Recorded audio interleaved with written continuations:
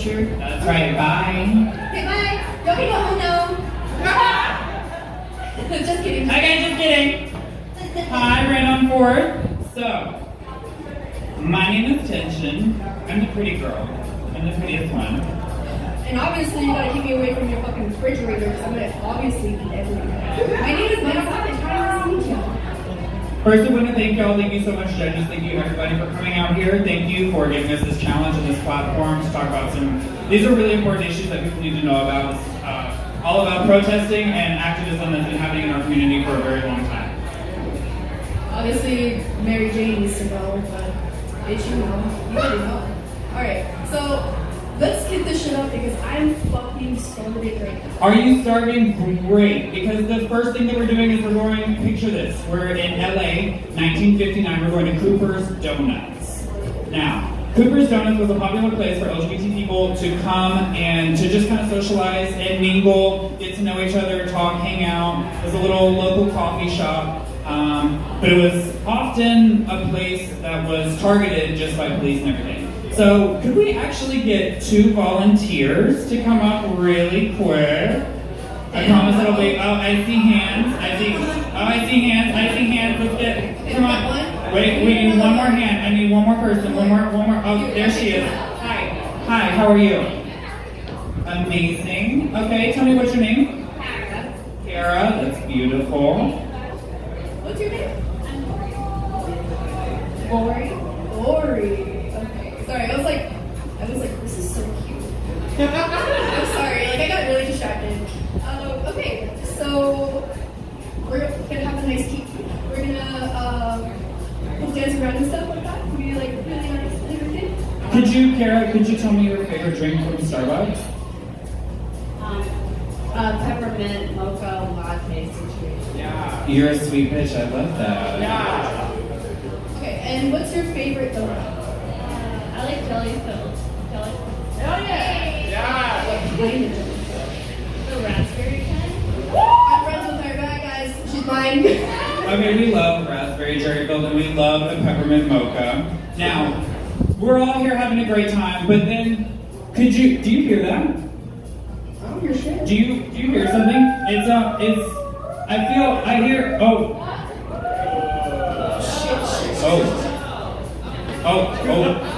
there they go.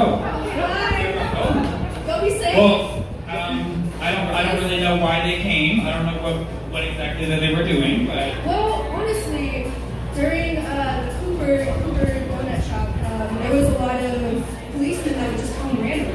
Like they would just come in our safe space and sit there and pull everybody out. Like I don't understand why it would be so hateful. Everybody's having a good old time. Everybody's eating their jelly filled donuts.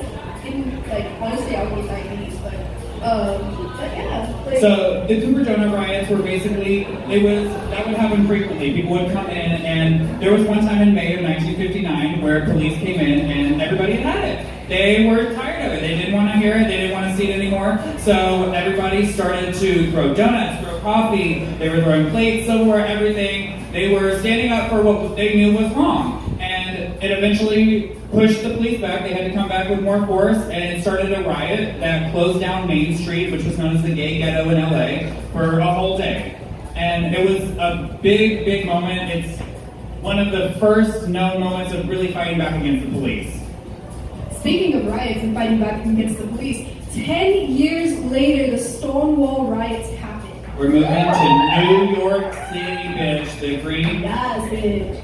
And this took place in 1969. So basically, picture this. You're here at Rain. This is our place. Imagine this is the only gay bar in miles. Oil Cans is a restaurant. Sellers is a gift shop. Like, this is the only place that gay people can come and be gay people and be safe. And this is where we can feel comfortable. And it would often just be bombarded with police. They would come in and arrest you just for being gay for absolutely no reason. So Stonewall on June 28, 1969 was a time when the police came in because Stonewall Inn did not have a liquor license. So they came in, they started arresting the staff, but they also started arresting the patrons. which were doing absolutely nothing. They weren't doing anything wrong. They were just guests in a bar. They were all of y'all. Police came in and started just arresting y'all for absolutely no reason. You haven't done anything wrong. You're guests here. And that was what was happening. They were being taken away, and one woman stood up and decided that that wasn't right. Well, not only that, actually, there would be people walking across the what is that in English? Road? Is that the road? The road, yes. Okay, so yeah, they would just walk across the road, minding their own business, and immediately they would immediately be captured, basically, by the police. Like, you couldn't even, okay, so I'm next to her, right? I'm just a regular girl. This is a trans woman.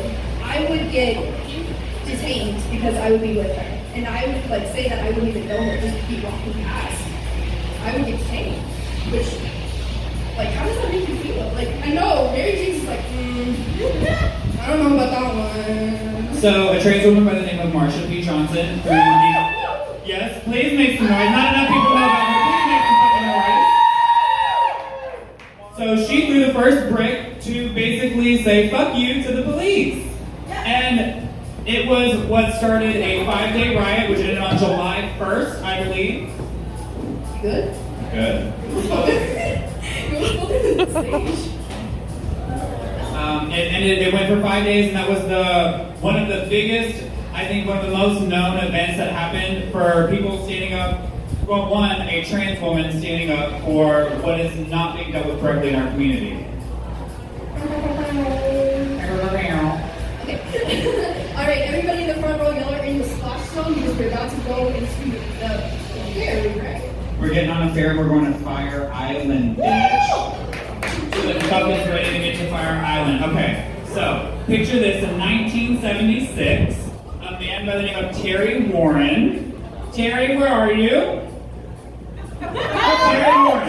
Terry Warren is in Fire Island. Fire Island was known pretty much as the more conservative area.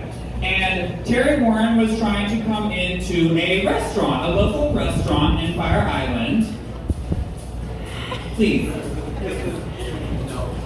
But the man who ran the restaurant was not having it. They did not allow a man in full drag to come into his restaurant, and he made him leave. So she was pissed. She was pissed. You know what she did? She came back with all of her friends. And all of her friends. This motherfucker be like, bitch, I'm gonna stay right here. She brought all her friends.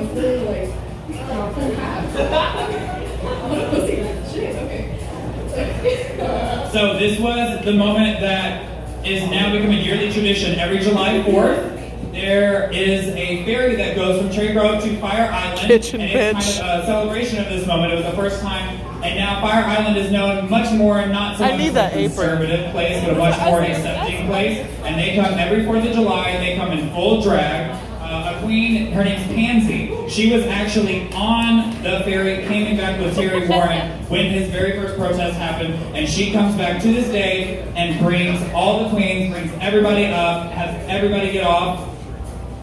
Basically just names them all one by one. Gives everybody their honorable mentions and everything. He was like, come on guys, let's go.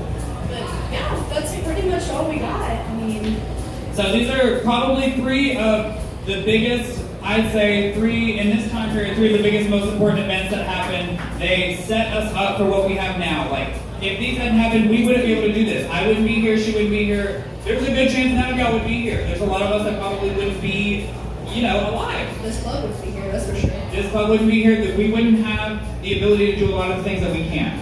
So, these are important things that I hope all of you either knew about before, and if not, you know about now.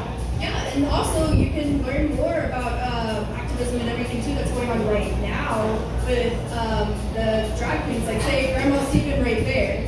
She is the biggest activist for Latinos, for like Latinx communities. for sexual health. Same thing goes with Jezebel. She is very kind.